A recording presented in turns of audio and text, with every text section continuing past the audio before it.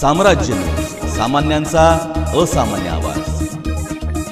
Solapur smart city व महानगरपालिकेच्या वतीने विकसित करण्यात आलेल्या park stadium, light and sound show, Lakshmi market, Siddheshwar तलाव सुधारणा, ॲडव्हेंचर पार्क, स्ट्रीट बाजार या ठिकाणी आयुक्त डॉक्टर सचिन ओंबासे यांनी भेट देऊन पाहणी केली।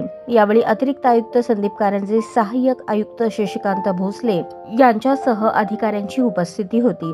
सोलापूर महानगरपालिका व स्मार्ट सिटीच्या माध्यमातून इंदिरा गांधी स्टेडियम येथे पहिल्या टप्प्यात मैदानावरील 11 मुख्य पिच म्हणजेच खेळपट्ट्या तसेच 6 सराव खेळपट्ट्या तयार करण्यात आल्या असून या ठिकाणी पॅव्हेलियन इमारत, पंचकक्ष, VIP कक्ष आणि माध्यम कक्ष उपलब्ध आहे।